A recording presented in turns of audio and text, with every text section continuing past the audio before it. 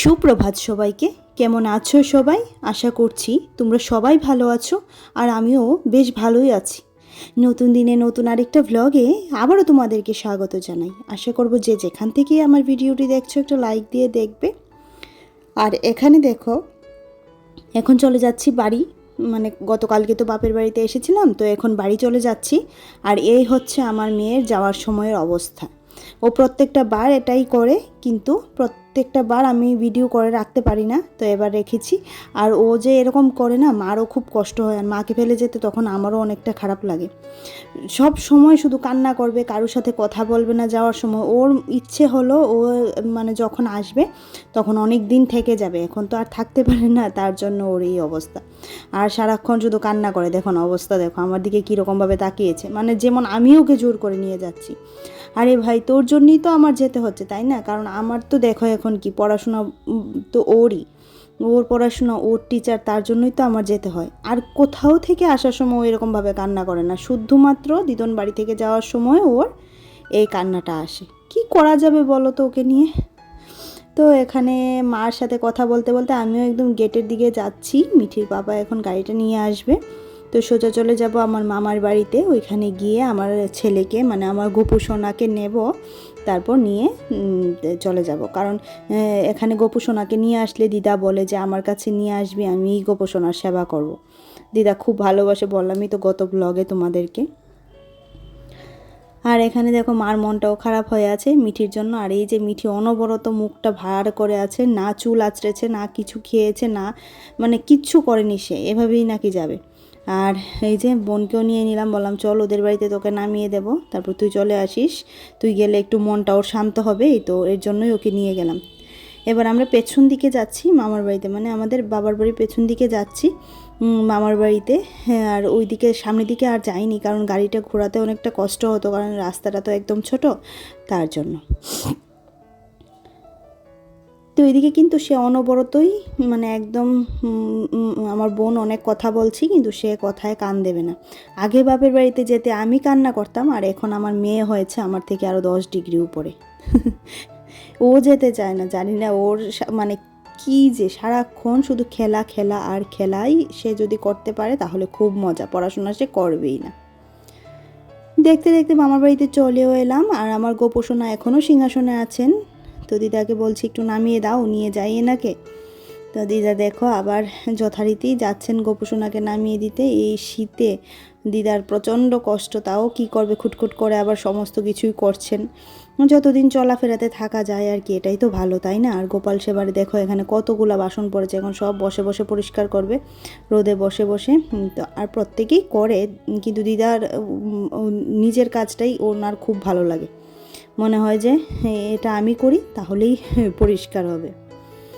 তা আমরা যখন বাড়ি থেকে যাই তখন সবাই এসে আমাদের সামনে, আমাদের গেটের সামনে এসে সবাই আমাদেরকে টাটা করে, মানে বলতে গেলে বিদায় দেয় আর কি। সবাই এসে দেখো, সবাই প্রত্যেকে এসেছে, কেউ বাদ নেই। আর মানে একদম সবাই এসে আমাদেরকে টাটা করে দেয়।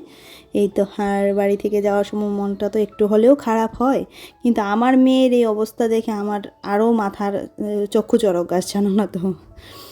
আর রাস্তায় যেতে যেতে এখানে দেখছি 26শে জানুয়ারি র্যালি বেরিয়েছে, প্রজাতন্ত্র দিবসের র্যালি বেরিয়েছে, তো সেটাও দেখছিলাম। দেখতে দেখতেই যাচ্ছিলাম, কারণ আজকের দিনটা তো আর সেলিব্রেট করতে পারিনি, কারণ যেহেতু তাড়াহুড়ো করে চলে আসতে হয়েছে।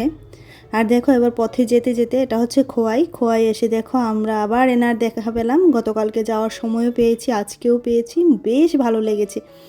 মানে এনার সাথে আমাদের প্রত্যেক দিন দেখা হচ্ছে। আর এই যে দেখো লেজটা কিভাবে নাড়াচ্ছেন, দেখেছো? একটা যদি লেজের বাড়ি কেউ খায় তাহলেই বুঝবে।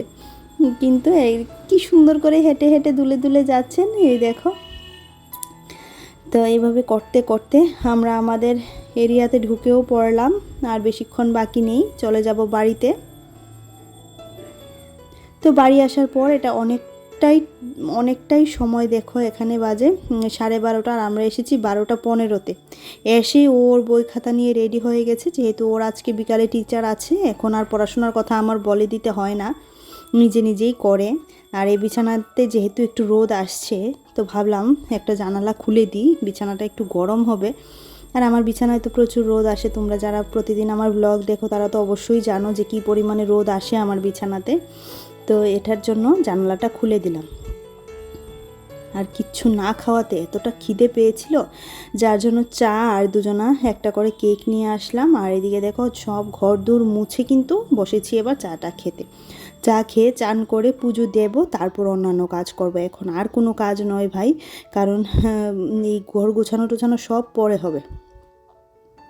আর এটা অনেকটাই পরে চান করে পুজো দিয়ে মিঠির জন্য আগে একটু বেগুন ভাজা করে নেব। ভাত তো বসিয়েই দিয়েছি, কারণ আজকে বোয়াল মাছের কাটা চচ্চড়ি করব, যেটা মিঠি খেতে পারবে না কারণ ওর কাটা লাগবে তার জন্য। আর ওর বাবার আবদারই বলতে পারো এটা বানাচ্ছি, যদিও বা আজকে রান্না বান্না সিম্পল করার খুব ইচ্ছা ছিল, কারণ জার্নি করে আসলে দেখবে কীরকম জানি একটু লেথার্জিক লাগে, তাই না? মনে হয় একটু বিছানাতে শুয়ে থাকি। আর অনেকটা তো জানি, প্রায় 3 ঘন্টার মতো গাড়িতে বসে থাকতে হয়। বললামই তো, যেহেতু আমরা আস্তে আস্তে করে আসি, রাস্তায় দাঁড়িয়ে দাঁড়িয়ে আসি, তার জন্য একটু সময়টা লাগে আমাদের। এই তো, আর দেখো এখানে হয়ে যাচ্ছে। এবার মশলাটা দিয়ে দিলাম। আর মশলাতে বলতে আছে যে আদা, পেঁয়াজ আর রসুন, এতটুকুই আছে, আর কিছুই নেই মশলাতে, আর কিছু দিইনি। এটা দিয়ে এবার কষাতে থাকবো ঢাকা দিয়ে। তারপর এখানে মিঠির জন্য নিয়েছি ভাত। তো ভাতটা ওকে খাইয়ে দিতে হবে না, কারণ মেয়েটা কিচ্ছু খায়নি। আমরা তো যাও একটু চা আর কেক খেয়েছি, মেয়েটা কিচ্ছু খায়নি, কিচ্ছু বলতে কিচ্ছু না। তো এখানে ওর জন্য ভাতটা নিয়ে নিলাম, সাথে বেগুন ভাজা আর 1 পিস মাছ ভাজা তো আছেই, দিয়ে দেবো ওকে। মাছটা ভেজে রেখেছিলাম, বোয়াল মাছ কাটা নেই, নিজে নিজেই খেয়ে নিতে পারবে। তো 2 পিস বেগুন ভাজা দিয়ে দিলাম। এবার ওকে মেখে ঝুঁকে খেয়ে নেবে, আর আমি এদিকে রান্নাটা সেরে নেব। তো মশলাটা কষে এসেছিল, শুধু দিয়েছিলাম এটাতে রসুন, আদা আর লঙ্কা বাটা, এতটুকুই। আর দেখো এবার মাথাটাকে আবার দিয়ে দিলাম, দিয়ে মশলাটার সাথে ভালো করে কষাতে হবে। এই রেসিপিটা আমার হাজব্যান্ড খুব পছন্দ করে, শুধু আমার হাজব্যান্ড নয়, আমিও ভালোবাসি, মানে আমাদের বাড়ির সবাই ভালোবাসে, সবাই এই রেসিপিটা। আর এই যে দেখো মাথাটা ভালো করে ভেজে নেওয়া হয়েছে। এখন এটার মধ্যেই বেগুন দিয়ে দেব। বেগুন দিয়ে তারপর বেগুনের সাথে আরও ভালো করে কষাবো, তাহলেই রেডি হয়ে যাবে আমার বোয়াল মাছের মাথার কাটা চচ্চড়ি। আর আমরা একটু বেগুন দিই, কারণ তাহলে জিনিসটা একদম মিশমিশ হয়, মানে মিশে যায় একদম সব কিছুর সাথে। তার জন্য একটু করে বেগুনটা দিয়ে দিই। ঝিঙের সময় ঝিঙেও দিই আমি, ভালো লাগে, বেশ নরম সবজি দিলে খুব ভালো লাগে। আবার ঢাকা চাপা দিয়ে তারপর রান্না করছি। আর এই পর্যায়ে হয়ে গেছে দেখো। এখন 2খানা লেবু পাতা এটাতে ছিঁড়ে দিয়ে দেব। যখন লেবু পাতা থাকে না, তখন লেবুটাকে একটু মানে ওই একটু করে মানে ঘষে দিয়ে দিলেই হয় লেবুটাকে। তো যেহেতু আমার কাছে 2খানা পাতা ছিল, তো 2খানা পাতাই দিয়ে দিলাম। আর এখন এটাকে ঢাকা দিয়ে দেব। এই পর্যায়ে কিন্তু গ্যাসটা আমি বন্ধ করে দিয়েছি, না হলে একদম তেতো হয়ে যাবে। আর এই হচ্ছে আমাদের লাঞ্চ মেনু, বোয়াল মাছের মাথার কাটা চচ্চড়ি। এই যে এখানে হচ্ছে ধনেপাতার ভর্তা, আর বা ধনেপাতা বাটা যেটাই বলতে পারো। আর মিঠির পাপার জন্য 1 পিস মাছ ভাজা, কারণ ও আবার ধনেপাতা ভর্তা টর্তা খেতে চায় না, তো তার জন্য একটা মাছ ভাজা রেখে দিয়েছিলাম। আমার তো একটা ভর্তা মানে ধনেপাতা বাটাটা হলেই হয়ে যাবে, আর কিচ্ছু চাই না, তাই না? তো মিঠি খেয়ে যাওয়ার পর এখন ও আর আমি বসে পড়েছি খেতে। আমি আরও খেয়ে নেব। এদিকে ও বসেছে আর এখানে আমি বসে পড়লাম। দেখো প্রচণ্ড খিদে পেয়েছে আজকে, এতটা খিদে পেয়েছে কথা বলার শক্তি পাচ্ছি না শরীরে। আর এখন কটা বাজে জানো? প্রায় 3টা হবে, 3টার কম তো হবেই না, একদম 3টা হবেই। তো এখানে খাওয়া দাওয়া শেষ করে নিচ্ছি। এবার দেখো গ্যাসটাও ভালো করে পরিষ্কার করতে হবে, কারণ এই যে নোংরা ফুংরা দেখলে আমার আবার পরের বেলা রান্না করতে একদম ইচ্ছা করবে না। তো খাওয়া দাওয়া শেষ করি এগুলা করছি, কারণ পেটে প্রচণ্ড খিদে পেয়ে গেছিলো। খিদের পেটে এইসব কাজ একদম মাথায় মানে একদম ভালো লাগে না এইসব কাজ করতে। তো গ্যাসটা মুছে গ্যাসের ঝিকগুলা ধুয়ে দেব। তারপর তো কিছুটা বাসন আছেই। তুমি মানে একটা কথা কি জানো তো, কোথাও গেলে দেখবে এই একটা প্রবলেম আসার পর এতটা পরিমাণে কাজ জমে যায়, কারণ প্রত্যেক দিন একটা রুটিনে চলে। সেই কাজটা যদি মানে আসাটা যদি একদম খুব সকাল হয় বা বিকাল, একদম বিকেল হয়, দুপুরে খাওয়া দাওয়া সেরে তারপর দেখবে এতটা সমস্যা হয় না। কিন্তু যখন দেখবে মানে একদম তুমি এই টাইমে এসেছো, যে টাইমে রান্না করে খেতে হবে, সেই টাইমটা অনেকটাই বেশি হ্যাট্রিক হয়ে যায়, তাই না? কারণ অনেকগুলা কাজ এসে করতে হয়, যেমন রান্না, বাসন মাজা, গ্যাস পরিষ্কার করা, ঘর মোছা। কারণ ঘর না মুছে তো গোপালের সেবাও দিতে পারবো না, তার জন্য এই সমস্যাগুলা ফেস করতে হয় এই টাইমে এলে। কিন্তু অন্যান্য টাইমে এলে আবার এই সমস্যাটা হয় না। যেমন অন্যান্য টাইম বলতে কি, ধরো না দুপুরে খাওয়া দাওয়া সেরে আসলে এই সমস্যাটা হয় না। তো অনেকগুলা বাসনও পড়েছে, একসাথে অনেকগুলা বাসন মেজে নিচ্ছি, তাহলে কাজটা অনেকটাই এঁটে যাবে। তো দেখো এখানে একদম কড়াই ফড়াই সব কিছু ভালো করে মুছে নিচ্ছি। আর দুপুরে রান্না বলতে কিছুই নেই, রাত্রে আবার রান্না করতে হবে, শুধু ধনেপাতার বাটাটাই পড়ে আছে, যেটা মিঠির পাপা খাবে না। দেখি রাত্রেবেলা ওদেরকে ডিমের অমলেট টমলেট কিছু একটা করে দিয়ে দেবো।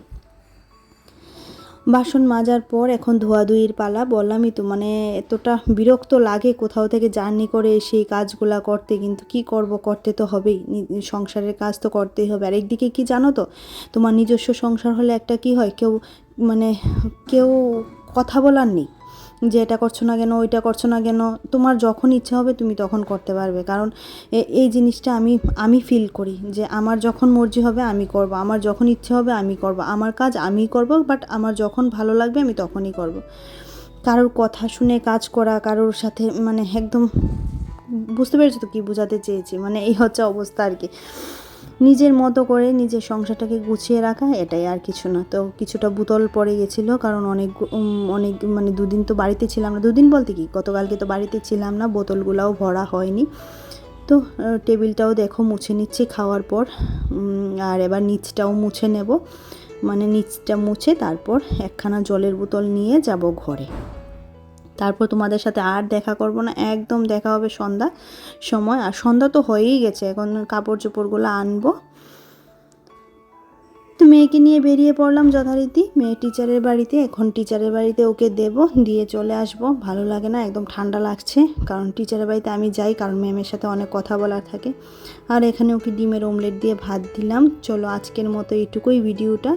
আর ভিডিওটা তোমাদের কেমন লাগলো সেটা জানাবে। আর যদি ভালো লাগে একটা লাইক অবশ্যই করবে। আর যারা আমার ভিডিও দেখছো অথচ চ্যানেলটা সাবস্ক্রাইব করেনি, তাদের কাছে একটা অনুরোধ, যদি তোমাদের আমার ভিডিওটা ভালো লাগে চ্যানেলটাকে সাবস্ক্রাইব করে দিও।